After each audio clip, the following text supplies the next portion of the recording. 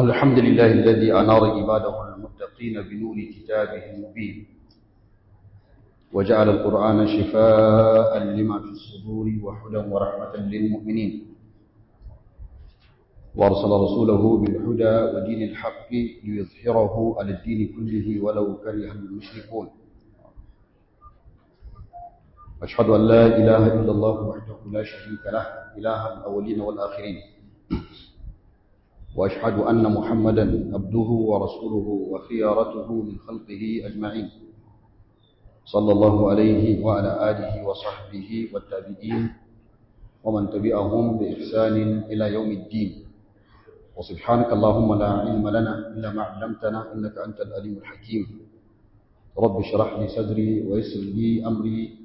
واحلل عقدة من لساني يفقهوا قولي أما بعد والسلام عليكم ورحمة الله وبركاته.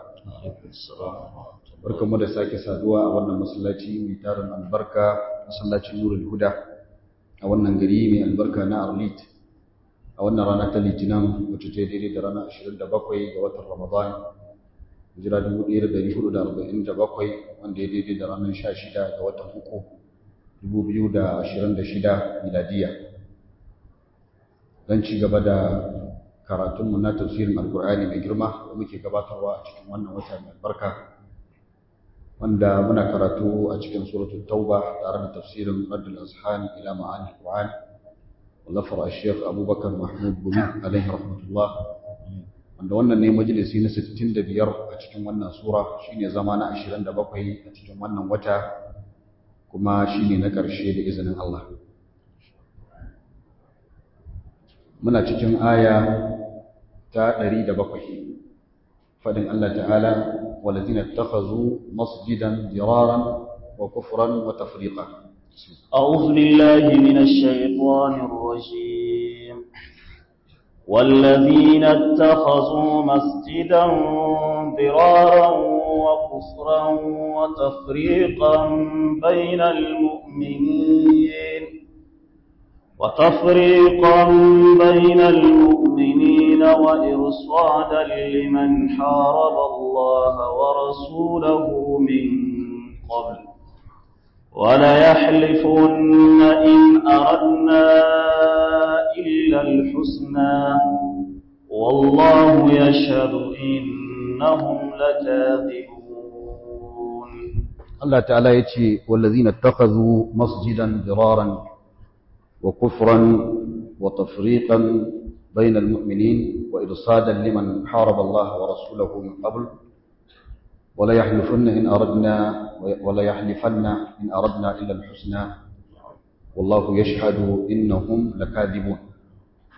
wannan ayar muna cikin karatun ta ajiya lokaci yayi mana muka tsaya daga inda muka tsaya. Abinda Allah subhanahu wata'ala yake karantar da mu a cikin ayar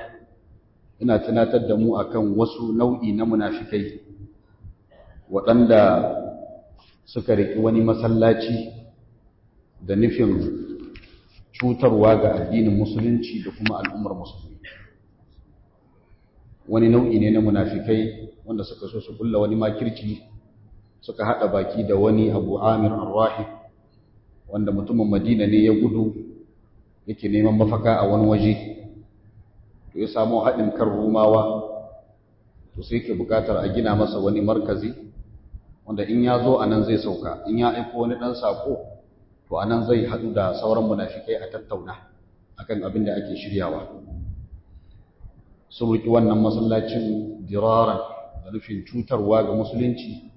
da kuma cutarwa ga al'ummar musulmi da suke yin sallah a masallacin Quba ko a masallacin manzon Allah sallallahu alaihi wasallam wa kufran da kuma nufin assasa kafirci wanda shine kufrun nifaq kafirci irin na munafirci wa tafriqan bainal mu'minin da kuma nufin rabewa tsakanin mu'minai su rarraba tsakanin mu'minai in mutum ya zo sallah a tare shi a hana shi sallah can wa'ancan su rika bata waɗancan ci ai waɗancan kaza su ko kaza ne ko kaza ne can ana tsawaita sallah can ana kaza ai ta faɗar abubuwa dan a rarraba kawunan musulmi wa irsadan liman haraba Allah wa rasulahu min qabl domin kuma ya zama wani madakata ga wannan da ya yaki Allah da manzansa daga can farko kafin a gina masallacin, wanda shine Abu Amir Ar-Rahib. A daidai wannan gabar muke a darasin da ya gabata. Wannan yana karantar da mu shi duk wanda ya gina masallaci da waɗannan manufofin da Allah ya ambata, wannan masallacin sunansa Masjidud Dirar, kuma in akwai hukuma mai ƙarfi ya zama dole a rushe wannan masallacin da aka rike shi don a cutar da musulunci da musulmai, manufar da aka rike shi don a rika aiwatar da kafirci a cikinsa, irin shirka, ana aikata shirkoki a ciki, ana kawo gawawwaki ana sawa a cikin masallacin, ana tunawa a binne a cikin masallaci, ana zuwa ana bautawa wannan kabarin da sauran abubuwa na shirka da ake yi a cikin masallacin da ake yin wannan wajibi ne a rusa shi. Haka kuma masallacin da aka gina shi da nufin rarraba kawukan masu imani, da kuma masallacin da aka gina shi don ya zama marsadi, madakata, gurin jira ga dukkan wani mabannaci in ya zo nan ne masaukinsa. To irin wa'annan masallatan ko marakis din, in akwai hukuma na musulunci dole ta yaƙi wa'annan marakis din kuma ta rusa su. Amma masallacin da aka gina shi da manufar amfanar da musulmi da musulunci, an gina shi don ya amfani musulunci ya amfani musulmi, an gina shi akan imani don a tabbatar da imani, a ƙarfafa imanin mutane, an kuma gina shi da niyya mai kyau wanda shine yaɗa musulunci, yaɗa sunnar manzon Allah. An gina masallacin da nufin haɗa zakatan muminai su rika haɗuwa a gurin suna sallah, suna ibada, suna son junansu, suna ƙaunar junansu. An gina masallacin don ya zama madakata ga dukkan wani da ya zo da nufin da'awa zuwa ga alkur'ani da sunna. Duk wanda ya zo daga kowace ƙasa ya zo, in dai abin da ya kawo shi ya zo ne don ya yi da'awa, ya yi kira zuwa ga alkur'ani da sunna, wannan gurin ya zama madakata a gare shi. Masallacin da aka gina shi da wannan manufar, da zanto kuma an gina shi a gurin da ya dace, kuma ana gudanar da shi bisa tsarin da ya dace, to wa'annan da suka yi masallacin suna daga cikin wanda suka yi jihadi a cikin hanyar Allah. Sannan masallacinsu masallacin amfani ne, ba masallacin cutarwa ba. Masallaci ne na da'a, ba masallaci bane na sabo. Masallaci ne na imani, ba masallaci bane na kafirci. Duk wanda zai yi suka a irin wannan masallacin da aka gina shi da wannan manufar, kuma ake yada irin waɗannan manufofin a cikinsa saboda wata manufarsa ta duniya, to sai zama yana sukar wani bangare ne daga cikin bangarorin addinin musulunci, wata sha'ira ce daga cikin sha'irin Islam, yana kokarin fada da wani abu ne na ci gaban musulunci. Amma masallacin da aka gina shi da waccan manufa irin ta munafikai, to shi ake kira Masjidud Dirar. Idan aka gina masallaci da manufa mai kyau, sai ka kira shi Masjidul Dirar, to kai suka ga addini. Sai mu kiyaye irin wannan. Ko wani in yaga an gina masallaci ko ya zamo ba yadda yake so ba, ko kuma bai samu yadda yake so ba, ko kuma ba a sa shi hannun kungiyarsa ba misali, ko wani abu irin wannan, sai ya rika kiransa Masjidul Dirar. To wannan ba karaman illa bane, ba karaman matsala bane. Allah ya kare bakunan mu daga fadar irin waɗannan maganganu akan masallatai wanda aka gina su dan Allah. Allah ya ce wala yahlifanna in aradna illa al-husna. Kuma za su yi tarantsuwa, zo su yi tarantsewa, mu ba abinda muke nufi da gina wannan masallacin sai abinda yake mafi kyau. Wannan an kawo shi dan ya zama zargi akan rantsuwoyinsu da suke yi na fajirci da maganganunsu na ƙarya. Za su zo su yi taimako rantsuwa waɗannan munafikan wanda suka gina wancan masallacin na Dirar. Suna cewa ba abin da yasa suka gina shi face alkhairi ga musulmai, da tausasawa musulmai, da kyautatawa masu rauni da gajiyayyu ta hanyar sama musu masallaci kusa wanda ba za su sha wahala wajen zuwa masallacin manzon Allah ko masallacin Quba ba. Sai tarantsuwa akan wannan, alhali kuma ƙarya suke. Wallahu yashhadu innahum lakazibun. Shi kuma Allah yana shaida cewa lalle su maƙaryata ne. Waɗannan munafikan maƙaryata ne a cikin ruwan tsoyinsu. Sun gina wannan masallacin ne da nufin cutarwa, da kafirci, da raba muminai, da kuma ya zanto gurin jira wata madakata ga wanda ya yaki Allah da manzansa. Da wannan manufar suka gina masallacin. Abinda suke faɗa ƙarya ne. Ibn Rajab a cikin littafinsa Jami'ul Ulumi wal Hikam yake cewa a juz'i na 2 shafi na 493 yace min a'zami hisalin nifaqil amal, yana daga cikin mafi girman ɗabi'o'in munafirci da ake aikatawa a aikace. Ɗabi'o'in munafirci akwai na faɗa da baki, akwai kuma na aikatawa a aikace. To daga cikin ɗabi'o'i na munafirci wanda ake aikata su a aikace, an yi amalan insanu amalan, mutum ya zo ya aikata wani aiki, wa yuzhiru annahu qasada bihi alkhaira, a zahiri sai ya bayyana cewa yayi wannan aikin ne da nufin alkhairi, a zahiri haka zai bayyana alkhairi yake nufi, wa inna ma amilahu li yatawassala bihi ila gharadin lahu sayyi, yace alhali kadai ya gina wannan gurin ne dan ya isa zuwa ga wata manufarsa mummuna, fa yatimmu lahu dhalik, to sai ya samu sai ya cika burinsa da wannan, wa yatawassalu bi hadhihi al-qadi'ah ila gharadi, to sai ya amfani da wannan yaudarar sai ya isa zuwa ga manufarsa, zuwa ga bukatarsa, wa yafrahu bi makrihi wa khida'ihi wa hamdin nas lahu ala ma asharahu wa tawassala bihi ila gharadi as-sayyi' alladhi abtanahu, to sai ya rika yin farin ciki da wannan makircin da ya kulla, da wannan yaudara da yawa mutane, da kuma samun yabo da ya yi daga mutane. Ana wani mutumin kirki ne, aga ya gina masallaci, ya gina makaranta, ya yi kaza, ana ta yabansa akan abin da ya bayyana wa mutane a zahiri cewa ga dalilinsa na gina wannan masallacin, ko ga dalilinsa na gina wannan makarantar ko wannan markazin. Ya bayyana wa mutane a zahiri manufarsa mai kyau ce, mutane suna ta yabansa, alhali ya yi hakan ne don ya isa zuwa ga wata mummunar manufansa da ya ɓoye a cikin zuciyarsa. Ya ce to wannan yana daga cikin ɗabi'a ta munafurci da ake aiwatarwa a aikace. Ya ce wa hadha qad hakahu Allahu fil Qur'ani anil munafiqin. Ya ce to irin wannan ɗabi'a ta munafurci Allah ya hakaito ta a cikin Alƙur'ani game da munafikai. Kaje ka duba Jami'ul Ulum wal Hikam na Ibn Rajab juz'i na 2 shafi na 493 ya ambaci wannan magana. Ashe dai duk abin da zaka yi da nufin taimakon addinin musulunci ya zama da gaske kake har cikin zuciyarka, ba ka da wata manufa taka ta duniya karkashin wa, to lokacin ne aikin ka zai zama karfafe. Allah ta'ala ya ce la taqum fihi abada, la taqum fihi abada, lamasjidun ussisa 'ala at-taqwa min awwal yawmin ahaqqu an taquma fihi rijalun يحبون أن يتطهروا والله يحب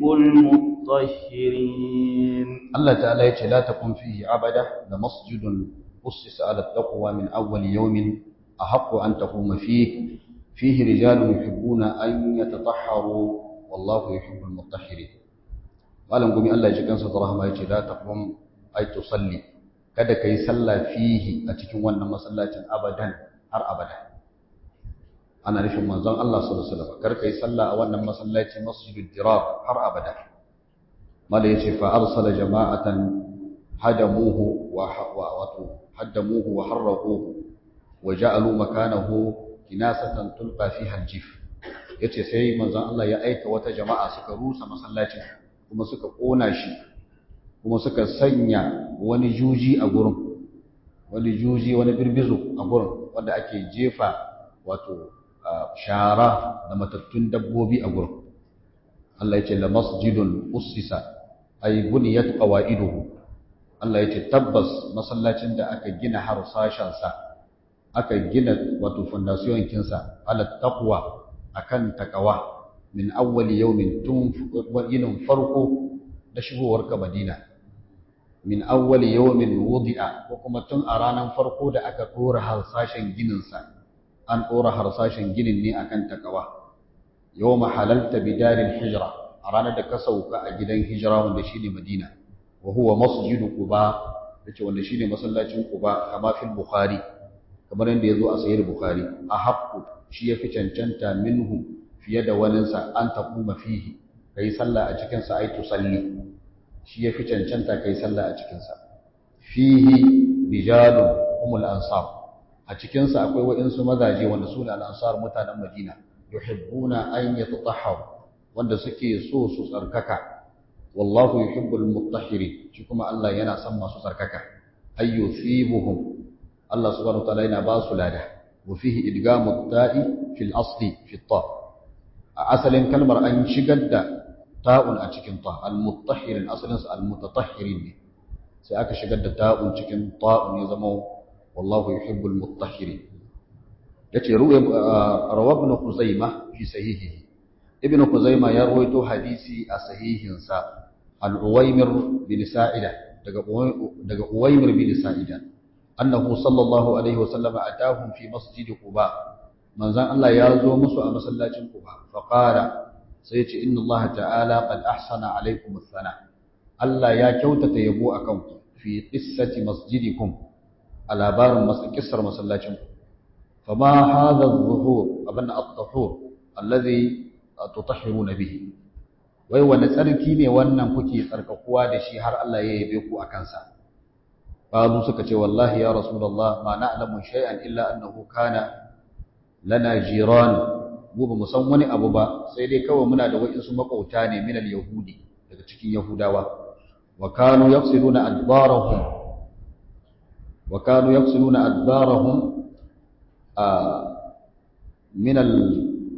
min al-adha sun kasance suna wanke ko min al-ghaid sun kasance suna wanke bayayyakin su daga bayan gida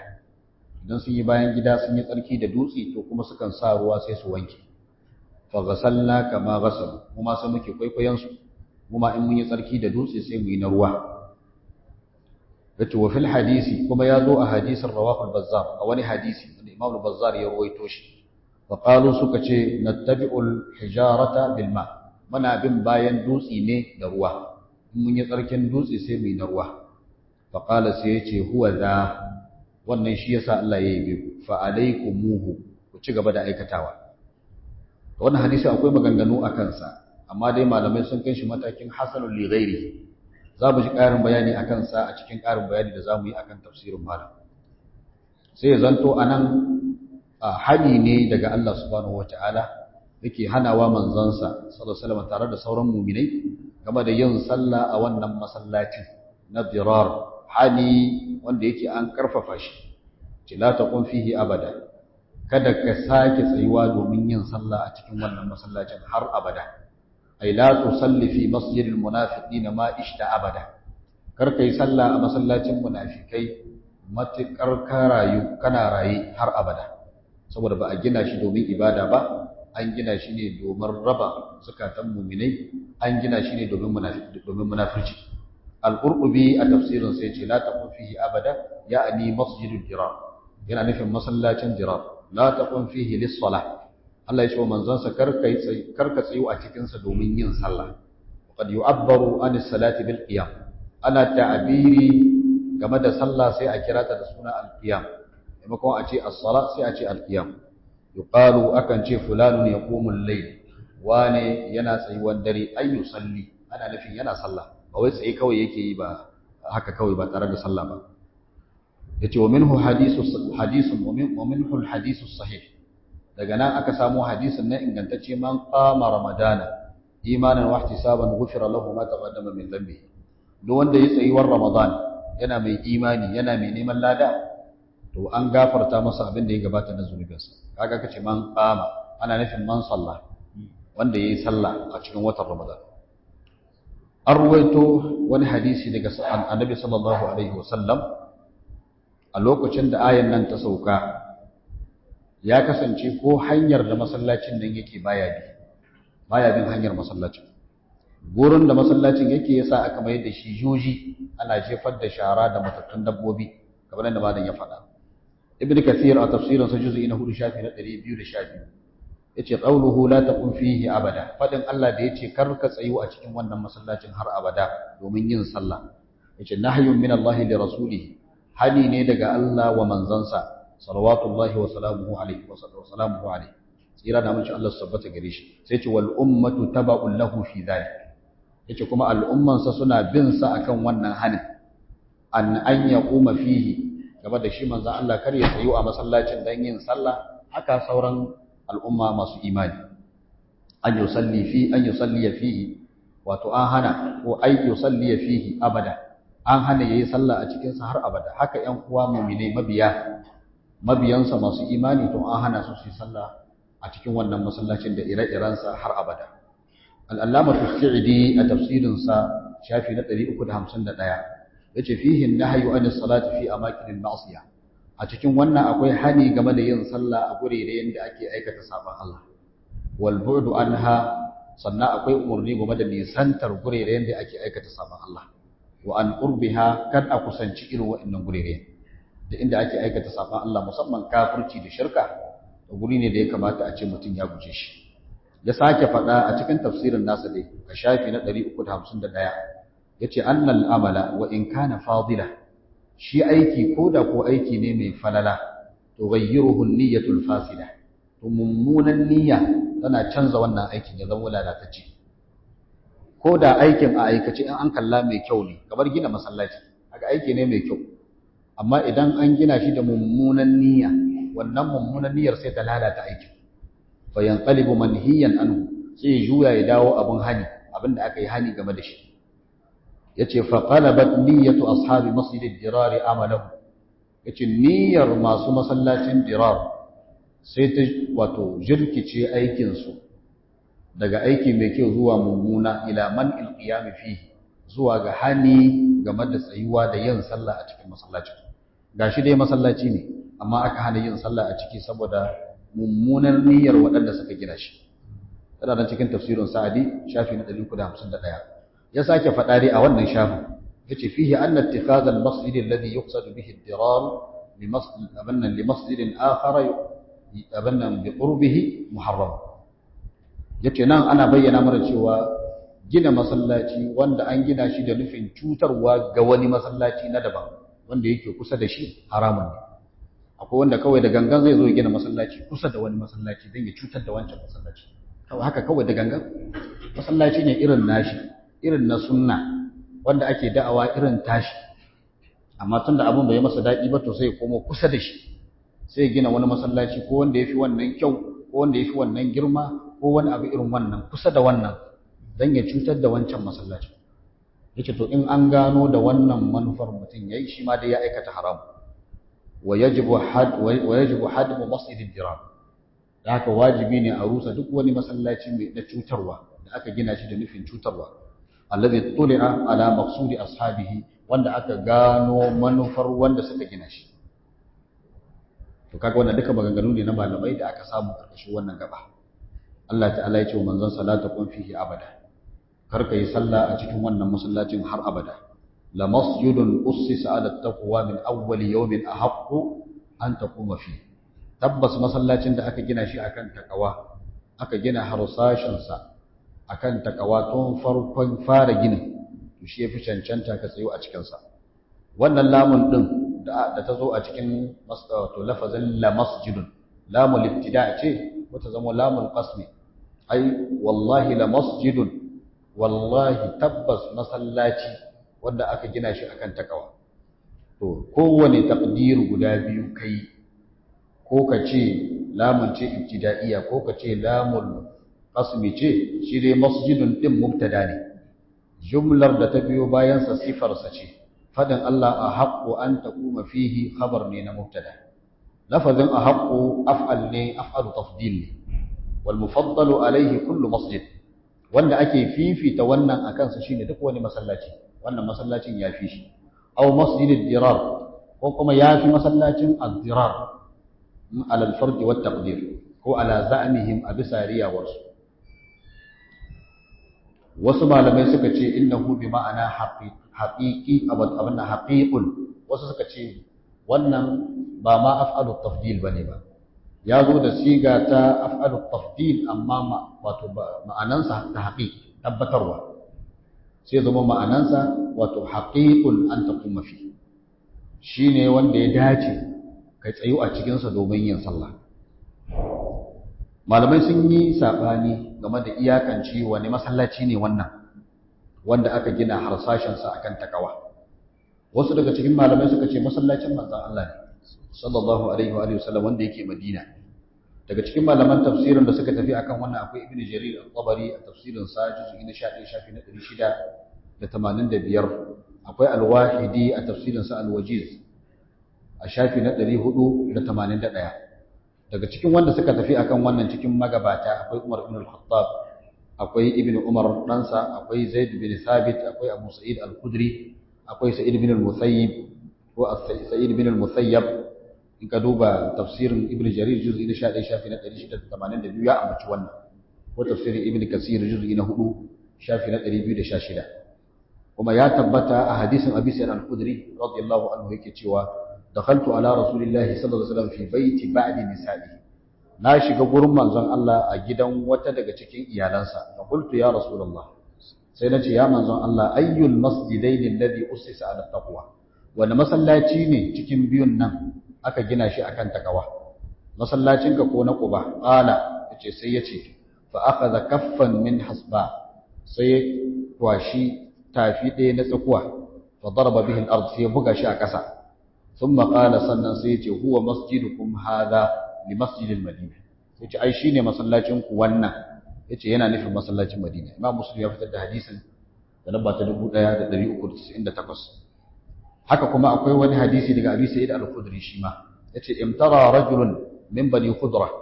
wa rajulun min bani Amr ibn Auf, yace wasu mutane guda biyu sun yi jayayya da juna, daya dan bani Khudra ne, dayan kuma daga bani Amr ibn Auf, sun yi jayayya fil masjid alladhi ussisa ala taqwa, wani masallaci ne aka gina harsashin sa akan takawa. fa qala al-Khudri, sai wancan dan kabilan al-Khudri sai ce huwa masjid rasulillah, shine masallacin manzon Allah sallallahu alaihi wasallam. wa qala al-akhar, nabiyun sai yace huwa masjid Quba, a masallacin Quba ne. fa ata ya rasulullahi sallallahu alaihi wasallam fi zalik, sai suka zo wajen manzon Allah game da wannan. fa qala, sai ce huwa za, shine wannan, ya'ani masjidahu, yana nufin masallacinsa. wa fi zalika khairun kathir, to wancan ma kuma akwai alkhairi mai yawa tare da shi. hadisin Tirmidhi ya fitar da shi da lamba ta 323, lafazin da muka karanta na Tirmidhi ne. Nasa'i ya fitar da shi da lamba ta 697, Albani ya inganta shi a cikin sahihun Nasa'i da lamba ta 696. wannan malaman da suka ce masallacin manzon Allah shine ake nufi, masallacin wanda aka gina harsashin sa akan takawa. wasu daga cikin malamai suka ce huwa masjidu Quba, a masallacin Quba ne. cikin malaman da suka tafi akan wannan akwai Qurtubi a tafsirin sa juz'i na 8 shafi na 259, akwai Ibn Taymiyyah a Majmu'ul Fatawa juz'i na 17 shafi na 468, akwai Ibn al-Qayyim a cikin Zadul Ma'ad juz'i na farko shafi na 382, akwai Ibn Kathir a tafsirin sa juz'i na 4 shafi na 212, akwai Ash-Shawkani a tafsirin sa juz'i na 2 shafi na 459, akwai As-Sa'idi a tafsirin sa shafi na 352. duk sun tafi akan ana nufin masallacin Quba. cikin magabata wanda suka tafi akan wannan akwai Ibn Abbas, akwai Atiyatul Awfi, akwai Ibn Buraida, akwai Ibn Yazid, akwai Urwa bin Zubair, akwai Sa'id bin Jubair, akwai Qatada, akwai Urwa, akwai Abu Salama, akwai Abu Salama bin Abdurrahman, akwai Ad-Dhahhak, akwai Muqatil, akwai Ash-Sha'bi, akwai Al-Hasan al-Basri. duk wannan ka nema a cikin tafsirin Ibn Jarir juz'i na 11 shafi na 684, wa tafsirin Ibn al-Jawzi juz'i na 2 shafi na 298, wa tafsirin Ibn Kathir juz'i na 4 shafi na 214.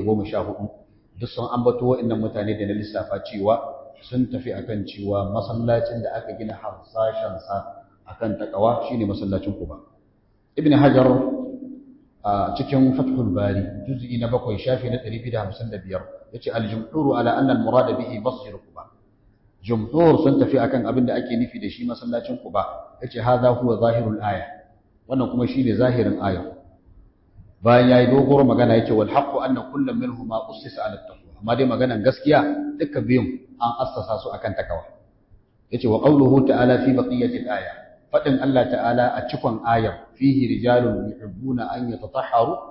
a cikin masallacin akwai wasu mazaje da suke so su tsarkaka. yu'ayyidu kaunal muradi masjid Quba, yana karfafa abin da ake nufi da shi shine masallacin Quba. ya sake cewa a dai Fathul Bari juz'i na 7 shafi na 255 yace wal maziyatu allati tadat ta'yin masjidihi duna masjid Quba, qadiyar da ta hukunta aka ayyana masallacin manzon Allah a hadisin Abi Sa'id al-Khudri ba tare da an ambaci masallacin Quba ba, limattufiqa min tuli iqamatihi sallallahu alaihi wasallam bi masjid al-Madina, yace saboda abinda aka ittifaki na daddewar zama da manzon Allah a masallacin sa da yake Madina bi khilafi masjid Quba sabanin masallacin Quba dan zuwa yake yi daga lokaci zuwa lokaci ya nafila ya koma zama manzon Allah duka ya kasance ne a masallacin sa da yake Madina fama aqama bihi illa ayyaman qala'i masallacin Quba bai zauna a cikin sa ba sai an kwanaki kadan kafin ya isa Madina wa aidan li raf'i tawahhumi anna dhalika khassun bi masjid Quba yace kuma an faɗi wancan hadisi na Abi Sa'id al-Khudri wanda yake nuna masallacin manzon Allah ne wanda aka gina harsashin sa akan takawa dan kar ai tsammanin wannan falalar ta ke banta ne ga masallacin Quba shi kadai a'a bayan masallacin Quba ma akwai wani masallacin da an gina harsashin sa akan takawa wanda shine masallacin manzon Allah min babi aula Ibn Kathir a tafsirin sa juz'i na 4 shafi na 214 yace warada fil hadith as-sahih ya tabbata a hadisi ingantacce anna masjida rasulillahi sallallahu alaihi wasallam alladhi huwa fi jawfil madina masallacin manzon Allah da yake cikin garin Madina huwa al-masjidu alladhi ussisa ala taqwa shine masallacin da aka gina harsashin sa akan takawa wa hadha sahih yace wannan magana gaskiya ne wala munafata bainal ayati wa baina hadha kun babu cin karo tsakanin ayar da take nuna masallacin Quba ne da kuma wannan hadisin da yake nuna masallacin manzon Allah ba cin karo لأنه إذا كان مسجد قباء قد أسس على التقوى من أول يوم yace saboda idan ya kasance masallacin Quba an gina harsashin sa akan takawa tun ranan farko da aka fara kore ginin fa masjidu rasulillahi sallallahu alaihi wasallam bi tariqi aula wa ahra to masallacin manzo Allah shi fa zama aula a ce an dora harsashin sa ne akan takawa haka Muhammad Rashid Ridha a tafsirin sa al-Manar juz'i na 11 shafi na 34 yace ya tafi ila anna lafzan aya la yamna'u min iradati kullin min al-masjidayn lafazan ayar ma baya hana a ce ana nufin kowanne daga cikin masallatan guda biyu lafazan ayar zai iya daukar duka masallatan guda biyu ba matsala bane Ibn Taymiyyah a Majmu'ul Fatawa juz'i na 17 shafi na 469 yace anna al-ayata wa in kanat qad nazalat bi sababi masjid Quba yace ayar duk da ta sauka ta dalilin masallacin Quba illa anna al-hukma yatanawalu sai dai hukunci ya kunshi masallacin Quba wa yatanawalu man huwa ahaqqu minhu bidhalik kuma ya kunshi masallacin da yafi shi cancantar wannan shine me gina harsashin sa akan takawa wa huwa masjidur rasuli sallallahu alaihi wasallam wa yatanawalu kull masjidin ussisa ala taqwa kaga karin wata fa'ida daga Ibn Taymiyyah yace kuma yana kunsar duk wani masallaci da aka gina harsashin sa akan takawa bi khilafi masajidid dirar in ka cire masallatan da aka gina harsasansu akan munafurci da kuma cutarwa yana na majmu'ul fatawa da kuma minhajus sunnatun nabawiyya juz'i na 7 shafi na 74 cikin waɗanda suka zabi wannan magana ta Ibn Taymiyyah akwai Ibn Ashur a tafsirin sa juz'i na 11 shafi na 32 sai zama ma'anansa la masjidun ussisa bunyanuhu ala taqwa min Allah من أول يوم ابتدع بانوه وابتدع بانوه في تأسيسه وهو مسجد قباء ومثله بل أولى منه في الحكم المسجد النبوي أولى بأن تقوم فيه يا رسول الله للصلاة والعبادة تبس مسلاتين nan da aka gina harsashin sa akan takawa tun a ranar farko da aka dora ginin wanda maginan suka dora harsashin sa wanda shine masallacin Quba da kuma wani irinsa bal ma wanda ya fi shi cancanta wanda shi ne masallacin manzan Allah shi ya fi cancanta ka yi sallah a cikinsa ka tsayo a cikinsa domin yin sallah da ibada ya manzan Allah as-sa'idi a tafsirinsa shafi na 351 yace al-ma'siyatu tu'athiru fil buqa yace shi saban Allah yana yin tasiri a gurere saban Allah yana yin guri tasiri wa kadhalika at-ta'atu tu'athiru fil amakin haka aikin da'a yana yin tasiri a gurere faqad asfarat ma'siyatul munafiqin fi masjidid dirar yace kaga saban munafikai yayi tasiri a masallacin dirar hatta qala Allah fi hukuma har sai da aka hana yin sallah wa nuhiya anil qiyam fi har aka yi hani ayi sallah a cikin sa wa atharat at-ta'atu fi masjid Quba da'a kuma da bin Allah sai yayi tasiri a masallacin Quba حتى قال الله فيه هر الله يكراش لمسجد أسس على التقوى من أول يوم أحق أن تقوم فيه تبس مسلاتين da aka gina shi akan takawa tun ranan farko na dora ginin sa shi yafi cancanta an taquma fihi ka tsayu a cikin sa domin ibada. Ibn Ashur ya kawo mana wata mulahaza mai kyau a tafsirin sa juz'i na 11 shafi na 32 yace min jalilil munazi'i min hadhihi al-aya yana daga cikin abu mai kayatarwa da aka fusgo shi aka fa'into shi daga karkashin wannan ayar ma fiha min hujjiyatin bi sihhati ara'i ashabi rasulillahi sallallahu alaihi wasallam abinda yake cikin wannan ayar na wata hujja da aka samu na ingancin ra'ayoyukan sahabban manzon Allah sallallahu alaihi wasallam suna da ra'ayi mai kyau duk abinda suka bayar suka hado akai zaka samu abu ne wanda ya dace iz ja'alul amma alladhi kana fihi yawmul hijrati mabda' at-tarikh fi al-islam a yayin da suka mayar da wato ranan farko da manzon Allah ya fara yin hijira a cikinta ta zama ita ce ranar da za a fara lissafin musulunci an gane shekara wadda manzon Allah ya yi hijira a ciki ya zama shine ranan farko na hijiransa sai aka mayar da shi ya zanto shine tarihin kalandar musulunci kaga wannan ra'ayi ne mai kyau na masjidun usisa ala taqwa min awwal yawm ranan farko da manzo Allah yayi hijira yazo nan Quba aka dora harsashen gidansa to sai suka mayar da wannan ya zanto shine ranan tarihi lokacin da sayyidina Umar ya nemi shawara ya kamata a rika sa kwanan wata da kaza a cikin wasiƙun mu da ake rubutawa to da wani kalanda za mu yi amfani akai ta kawo shawarwari wasu suka ce a fara daga kaza wasu ce a fara daga kaza karshe dai suka yi ittifaki akan a fara daga ranar hijirar manzo Allah sallallahu alaihi wasallam fattafaqa ra'ayuhum an yakuna at-tarikh min am al-hijra sai ra'ayin su yi ittifaki akan tarihi ya fara daga shekaran hijira li'annahu al-waqt alladhi azza fihi al-islam saboda shine lokacin da Allah ya ɗaukaka musulunci a ciki wa amina fihi an-nabiyyu sallallahu alaihi wasallam ya kuma amintar da manzon Allah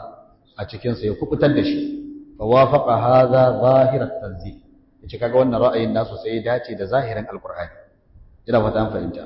Allah yace fihi rijalun yuhibbuna an yatatahharu a cikin wannan masallaci na Quba akwai waɗansu mazaje da suke so su tsarkaka ai fi masjid Quba rijalun min ashabi rasulillahi sallallahu alaihi wa sallam yuhibbuna an yatatahharu min an-najasati wa min adh-dhunub a cikin masallacin Quba da masallacin manzon Allah akwai mazaje da suke so su tsarkaka daga najasa su tsarkaka daga zunubai da suke aikatawa tahara ta kunshi tahara ta najasa ta kunshi kuma tahara ta zuci taharan zunubai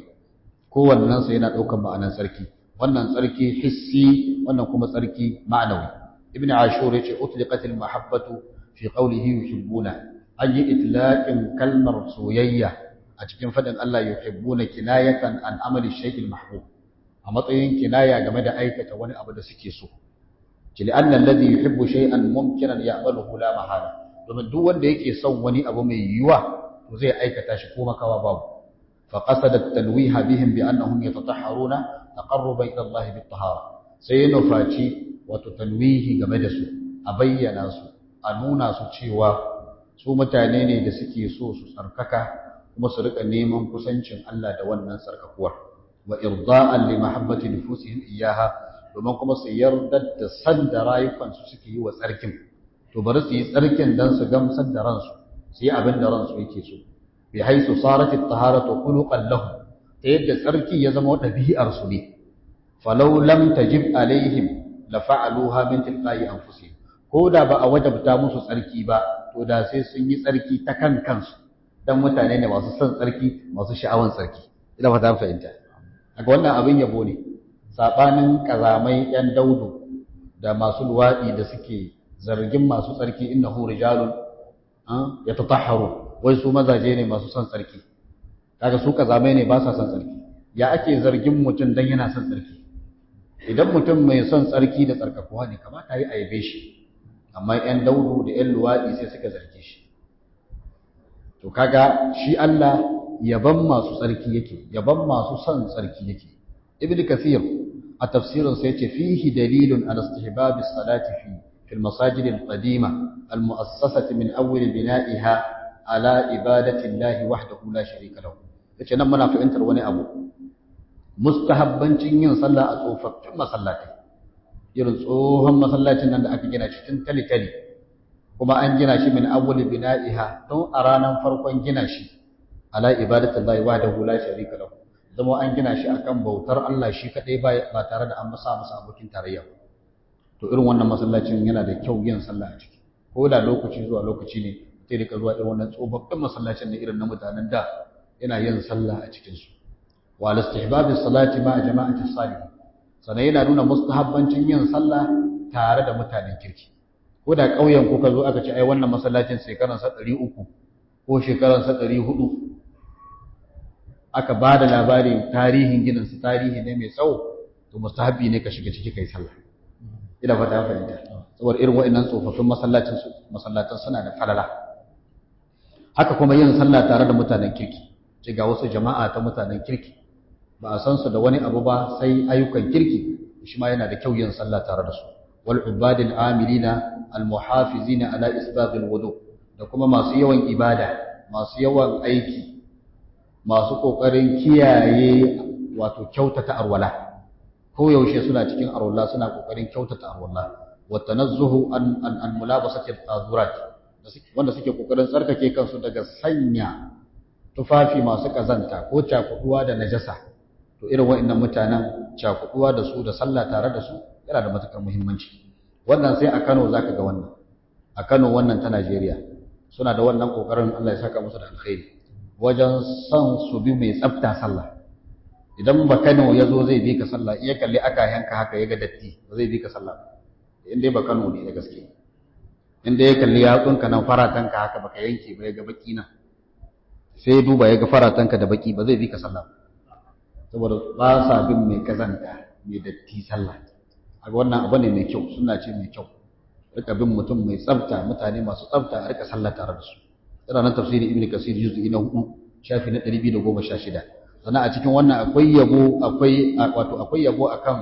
mu'minan al-ansar waɗanda suke yin sallah a masallacin manzon Allah da wanda suke yin sallah a masallacin Quba sannan akwai shagobe ga mutanen Masjidil Jirar waɗanda suke yin sallah a masallaci wanda aka gina shi da nufin cutarwa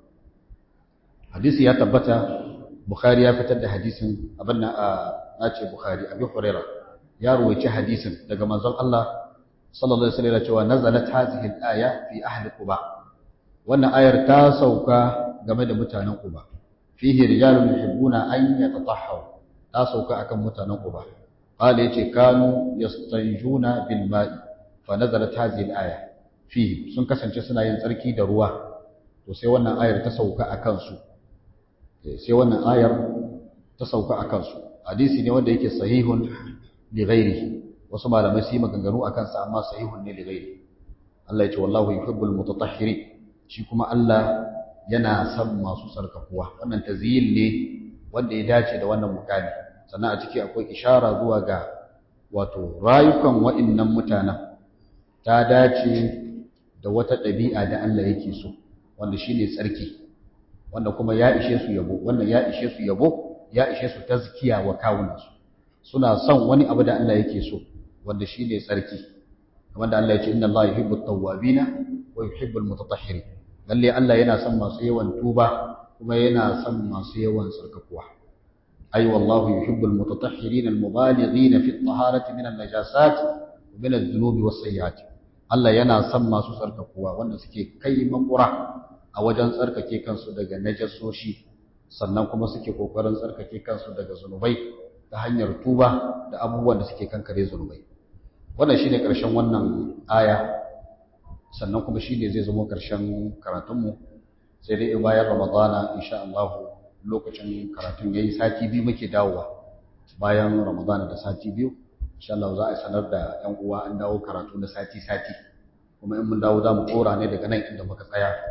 insha Allah da fatan abin da muka karanta tsawon wannan wata wanda ya zama daidai Allah subhanahu wataala ya karba mana inda kuma muka yi kurakurai Allah subhanahu wataala ya yafe mana sannan ina neman yafiya ga ƴan uwa wanda muka yi mu'amala tare tun daga farkon wannan wata wajen tafsiri da baki da sauran tsare-tsare na itikafi da sauransu wanda muke musa ba daidai ba muna roƙon ya yafe mana mu da mun yafe wa duk wanda ya mana wani abu ba daidai ba muna addu'a Allah subhanahu wataala ya yafe mana baki daya sannan muna addu'a Allah subhanahu wataala ya karbi ayyukanmu da muka gudanar a cikin wannan wata da albarka tun daga abin da ya shafi azumi da salloli da aka yi na qiyamul layli da salloli na farillai da na nafila da sadakokinmu da aka yi da i'tikafi waɗanda suka yi i'tikafi da kuma na addu'a Allah subhanahu wataala ya karba mana ya sa wa'annan ayyukan su zamo dalilin shigar mu aljanna sannan muna yin addu'a ga alhazai waɗanda suka gina wannan markazi Alhaji Abdul Qadir da sauran ƴan uwansa da suka kama masa wajen assasa wannan markazi muna addu'a Allah subhanahu wataala ya sanya wannan ya zamo dalilin shigar su aljanna ya gina musu gidaje a cikin aljanna ya albarkaci rayuwarsu ya albarkaci dukiyarsu ya ji kan iyayensu ya albarkaci zuri'ansu a cikin wayannan kwanakan suna dan fama da matsaloli haka da kasuwanci wanda wannan abu ne da kasuwanci ya gada lokacin aji daɗi wani lokacin kuma an dan shiga matsaloli haka to muna addu'a Allah ya warware wayannan matsalolin Allah ya bunkasa harkokin kasuwancin su Allah ya haɓaka dukiyoyinsu domin dukiyoyi ne da suke amfanar da al'umma da ita dukiya ce da suke amfanar da addinin musulunci da ita to Allah ya haɓaka wannan dukiya ya sa mata albarka ya kare wannan dukiya daga kowane irin sharri sannan muna addu'a Allah subhanahu wataala ya mana gamdakatar da dukkan alhazai da suke taimakawa a cikin abin da ya shafi gudanar addinin musulunci da kuma taimaka ma ƴan uwa da waɗanda suka yi taimako a cikin wannan wata da wanda suka assasa wa'insu marakiz da ake taimakon addinin musulunci Allah ya saka musu da alkhairi waɗanda suka ta yi umara Allah ya sa a yi umara lafiya a ƙari lafiya sannan su dawo gida lafiya sannan muna addu'a ga waɗanda suke raya wannan markazi tun daga limamai da suke ba da sallah da kuma masu kiran sallah da malamai da suke karantarwa a makarantar da masu karantarwa a masallacin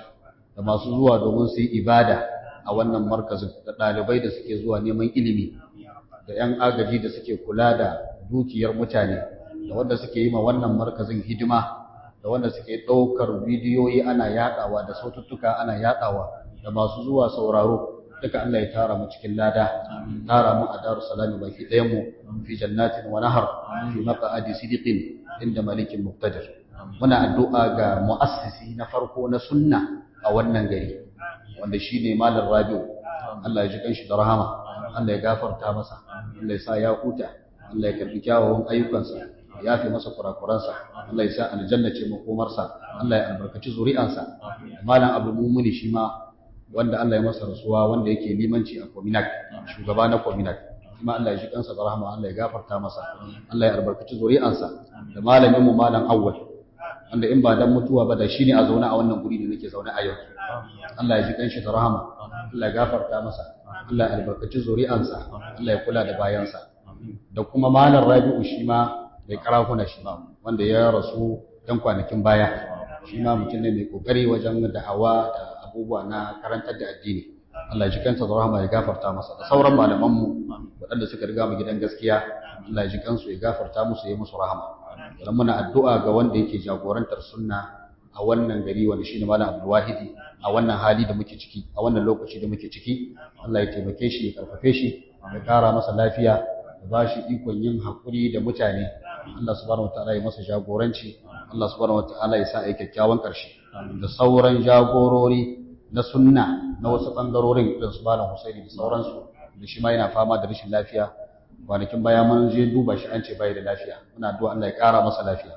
Allah ya tashi kafadansa Allah ya sa kafara ne da sauran shugabanni da suke jagorantar addini a wannan gari da sauran garuruwa muna addu'a Allah ya taimake su ya yi rayuwarsu albarka muna addu'a ga shugabannin wannan gari ta fuskar hukuma tun daga prefe da mayor da sauran jagorori muna addu'a ga shugaba kuma ta bangaren wato jagoranci irin namu na musulunci wanda shi ne mai gari malam Haruna Hassanda shi ma yana fama da jin jiki muna addu'a Allah subhanahu wataala ya ƙara masa lafiya ya ƙara ma rayuwarsa albarka Allah subhanahu wataala ya sa a yi kyakkyawan ƙarshe dukkan ma'aikata da suke aiki a wannan gari dan ganin wannan gari ya ci gaba muna addu'a Allah ya taimake su ya saka musu da alkhairi sannan muna addu'a ga wannan wato ma'aikata da take wannan gari wadda ita ce ma'aikatan Somayir wadda babbar ma'aikata ce da Niger take ji da ita da wannan ma'aikatar muna addu'a Allah ya tsare ta Allah ya bunƙasa ta jiya sun shirya buɗe baki kuma sun gayyace mu mun je can wurin su mu yi buɗe baki kuma sun ce in an zo da Allah a yi musu addu'a haka muna addu'a Allah subhanahu wataala ya taimaki wannan mu'assasa din wannan kamfani Allah ya sa masa albarka Allah ya tsare su Allah ya tsare ma'aikatan ya tsare shugabannin ya taimake su ya ba su ikon yin adalci Allah ya sa arzikin da ake fiddowa ya taimaki wannan gari ya taimaki wannan ƙasa ya taimaki addinin musulunci baki ɗaya muna addu'a ga wannan ƙasa ta mu ta Niger Allah subhanahu wataala ya kawo zaman lafiya da kwanciyar hankali da arziki da wadata a cikinta masu nufin mu da sharri Allah ya san su masu shiriwa ne Allah ya shiryar da su amma masu shiriwa bane Allah subhanahu wataala ya mana maganin su jami'an tsaron mu tun daga wato yan sanda har zuwa soja gaba ɗayan su muna addu'a Allah subhanahu wataala ya tsare su ya kare su taimake su akan aikin su ya kare su daga wato sharrin makiya dora su akan makiyan su wanda suka rasu daga cikin su Allah ya sa su yi shahada masu rai kuma Allah ya tsare su wanda suka ji rauni Allah subhanahu wataala ya sa ya zane musu kafara ma'aikatanmu na ƙasar Nijar baki ɗaya muna addu'a Allah subhanahu wataala ya taimake su ya sa albarka a cikin ayyukansu ya taimake su wajen yin adalci a cikin ayyukansu ɗaliban iliminmu na ƙasar Nijar tun daga ilimin boko har ilimi na addini Allah ya taimake su ya ba su ilimi mai amfani mai albarka ƴan kasuwanmu gaba ɗaya na ƙasar Nijar da sauran ƙasashen musulmi muna addu'a Allah ya taimake su a cikin kasuwancin su ya sa albarka a ciki ma'aikata gaba ɗaya masu aikin hannu da masu sana'ar hannu da masu neman aikin Allah subhanahu wataala ya ba su ya sa albarka cikin ayyukansu muna addu'a Allah ya kawar da cin hanci da rashawa a cikin wannan ƙasa ta mu ta Nijar wanda ya mamaye ko ina na ofisoshin mu ana kuma jan hankali ga masu fakewa da cewa albashin da ake ba su baya isar su ko kuma a'a an dade ba a biya su ba da sauransu sai su tsige da cin hanci wannan baya zama mafita cin hanci yana kashe ƙasa yana kashe al'umma yana kawo annoba a cikin ƙasa muna addu'a Allah subhanahu wataala ya ba su ikon dainawa da tuba daga cin hanci sannan kuma Allah ya mana maganin wannan annoba da cin hanci a cikin wannan ƙasa da sauran ƙasashen musulmi muna addu'a ga masu neman addu'a kafin in taho wata tayi bokal a cikin WhatsApp tana cewa tana neman addu'a ga wasu bukatunta na alkhairi da sauran ƴan uwa duka da suka aiko suna neman addu'o'i na fatan alkhairi Allah ya biya musu bukatunsu na alkhairi masu fama da matsaloli Allah subhanahu wataala ya yaye musu wa'annan matsaloli muna addu'a ga marasa lafiya wanda ba su da lafiya gaba daya Allah subhanahu wataala ya ba su lafiya Allah ya sa kafara ne Allah ya sa waraka a cikin magungunan da suke sha sannan muna addu'a ga ɗaliban ilimi waɗanda suke neman ilimi a cikin gida ko waje Allah ya ba su ilimi mai albarka da waɗanda suke neman aiki ba su da shi suna ta fafutuka muna addu'a Allah subhanahu wataala ya ba su aiki mai amfani mai albarka muna addu'a ga sauran ƙasashen musulmi wanda suka rasa zaman lafiya suka rasa kwanciyar hankali Allah ya dawo da zaman lafiya da kwanciyar hankali a cikin waɗannan ƙasashe na musulmi duk inda ƙasar musulmi yake Allah ya kawo zaman lafiya da kwanciyar hankali ina addu'a ga samarunmu da matasanmu suka fada cikin ɗabi'u na shaye-shaye da sace-sace da daba da kwace da sauransu Allah ya dawo da su cikin hankalinsu Allah subhanahu wataala ya shirya su Allah subhanahu wataala ya ba su aikin yi ya magance waɗannan matsalolin da suke damu su da sauran matasa na al'ummar musulmi a duk inda suke muna addu'a ta neman wato ruwan sama mai albarka wannan damana da take fuskanto mu a bana muna addu'a Allah subhanahu wataala ya kawo mana ita lafiya muna mana karshen ta lafiya saukar mana da ruwan sama masu albarka ya sa a samu amfani mai albarka Allahumma salli ala Muhammad wa ala ali Muhammad kama sallaita ala Ibrahim wa ala ali Ibrahim barik ala Muhammad wa ala ali Muhammad كما باركت على إبراهيم وعلى آل إبراهيم إنك حميد مجيد اللهم أعز الإسلام والمسلمين وأذل الشرك والمشركين ودمر أعداء الدين وانصر عبادك الموحدين وانصر عبادك المجاهدين واحمي حوزة الدين يا رب العالمين اللهم آمنا في أوطاننا وأصلح أئمتنا وولاة أمورنا واجعل بلدنا آمنا مطمئنا سخاء الرخاء الرغدا وصائر بلاد المسلمين اللهم فرج هم المحمومين ونفس كرب المكروبين واقض الدين عن المدينين واشف مرضانا ومرضى المسلمين اللهم اغفر لجميع موتى المسلمين الذين شهدوا لك بالوحدانيه